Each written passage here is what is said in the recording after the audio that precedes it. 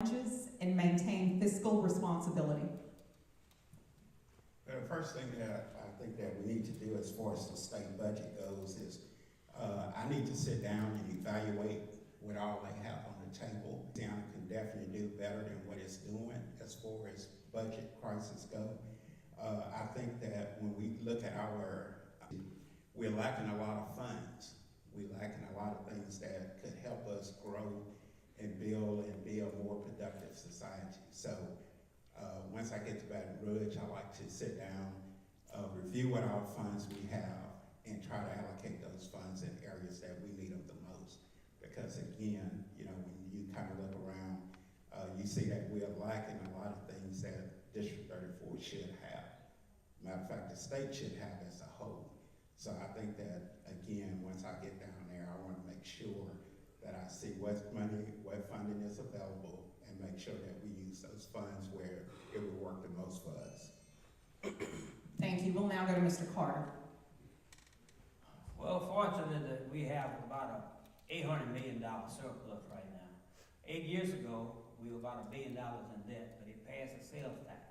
And that sales tax come up for renewal in 2025. And so if we don't renew the tax, we'll take a $450 million loss. So we've been doing pretty good with the budget, and it's always a tough task to make priorities. And remind me of the third amendment that we're gonna have to vote on to the Constitution that want to take $25 million, 25% of funds and dedicate it to the unfunded liability. Got a problem with that, but we do have to be fiscally responsible. We continue to fight and keep a surplus budget on hand. Mr. Guidry. Yes, I think it's greatly important that you look at your district first and see the needs of your district. And those dollars are available with your state dollars and federal dollars. You trying to find those dollars back to your district. That is the one thing that I think that District 34 has been lacking. There's been too many state and federal dollars that has not trickled down to District 34. Look around at District 34. It's gotta look different. When you look south of town, why does things look so much better? It's because of leadership. It's because of people that's there, that's getting the funds that's needed for those areas. Those funds are available, but you've got to put the right people in place to make sure that those funds come back to your community. And that's what we've got to do. We should not be living with blue tarps on our houses in North Lake Charles right now. That should not happen. But we've got to get leadership that's going to know what's important, what's priority for District 34. That is the key word. What is priority for District 34? Thank you, Mr. Guidry. We'll now start with you have a rebuttal? Absolutely. District 34 received over $300 million in my term in office. That's overpass, that bridge over there on I-10, that costs $200 million by itself. We got more money as much as any district in this area. So it's just not true that we haven't gotten money. Well, people from North Lake Charles move out the district. You can't stop people from moving, but we can make these homes, these vacant lots, wind-resistant houses, let people buy, maybe they'll come back, okay? But District 34 had 50,000 people. I had to give up 5,000 people. Right now we have 44,873 people in the district. Thank you, Mr. Carter. We'll go back to Mr. Carter. What changes, if any, do you propose to the state's tax policy to balance the budget and promote economic growth?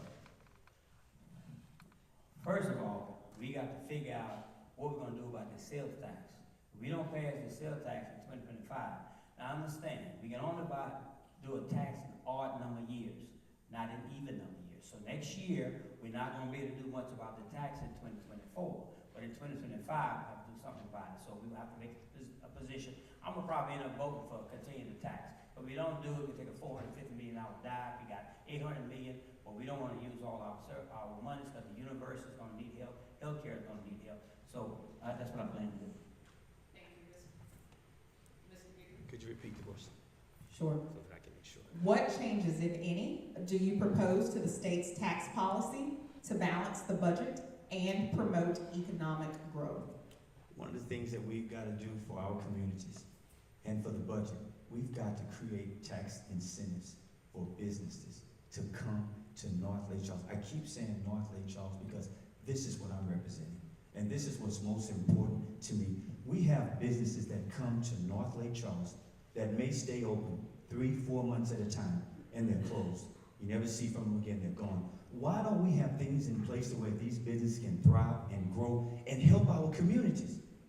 It's happening every day, and we've got to create something through the state or through the federal government to make these businesses stay. We've got to give them an incentive to want to do business with us. South of town, people are killing each other to try and find land south of town to put a business. North Lake Charles, look at all this vacant property we have. And what are we doing with it? What are we doing with it? This is the changes that District 34 needs, guys. And we've got to be mindful of it. It's there. Just put the right people in place. Hold on, Mr. Carter. Mr. Lewis, same question. Yeah, one of the things that I want to do is I want to encourage more small businesses in District 34. I think that once you get small businesses, you know, that's kind of like the backbone to me. And I really feel like, you know, when people try to open up a small business, there's so many loopholes that they have to try to jump through just to get up and going on their feet. As your state representative, I plan to meet with our local officials, our parish officials, and change that. Because people just need a chance, they need an opportunity. And I think that, you know, once we get that done here in District 34, District 34 can start back thriving the way it used to. I mean, I don't know about you all, but I remember in 1985, District 34 was thriving. When you look at it now, and you see the decline that has taken place over the years, it's really sad. And that's why I got in this race, because I need to change that. I need to be that difference maker. Thank you, Mr. Lewis. I believe we have a rebuttal from Mr. Wilford Carter. It's already available. TIPS, and there's money being invested along Interstate 10 with the TIPS program. And then they have tax credit. The problem is that we got to attract people to come here. People don't look at who your representative is when they try to locate a business. They look at the medium income level within 10 minutes from the location. They look up traffic flow, okay? And so we need to open up Enterprise Boulevard 171, get that traffic flow. It's going to help North Lake Charles a lot. We need to develop I-10. I plan, that's why I developed the Economic Development District with the help of the City Council. So we got some good things going on. Thank you, Mr. Carter. We have a rebuttal from Mr. Franklin Lewis. Yes, what I want to see done, if you go down Highway 14 and 171, those state highways are in terrible shape. We have to work on our infrastructure. I'm looking at people that's coming in from Shreveport, DeRidder, Leesville, those coming in from Texas off of 190. When they get into Lake Charles on 171, there's nothing for them to stop for between Fisserata Road and Prairie Lake Road. I think that once we work on the infrastructure, get nice paved state highways, not no blacktops, we can do better. Thank you, Mr. Lewis. We'll now move forward. Louisiana has faced issues with aging infrastructure. How do you plan to prioritize infrastructure investments and address critical needs like roads and bridges? And we'll start with Mr. Guidry. Thank you. One of the things that I think is key is that you've got to find out what's most priority for us to address and how it's going to affect our community. We look now in this community, you have some roads that 2 cars can't even pass on. That's sad. We've got open ditches. And I know a lot of what I'm saying can be city and parish, but if you're a state representative, don't you go to those individuals and say, what can we do, Mr. Harvey, to fix these roads back here? How much money can I allocate to you to help you? Because I know you may not have it in your budget, but as a elected official, a state elected official, I may have $50 million that I can help you with. What do we need to fix? Those are the conversations we're not having. That's why things look the way they look. People are not communicating. That is the biggest problem we have in District 34. There is no communication with inner government. And that's the problem. Until that gets fixed, we're going to still keep looking at, there's a road right there, off. Thank you, Mr. Guidry. We'll now move to Mr. Lewis. And just a reminder, your rebuttals are going to be after the responses of each candidate. Thank you.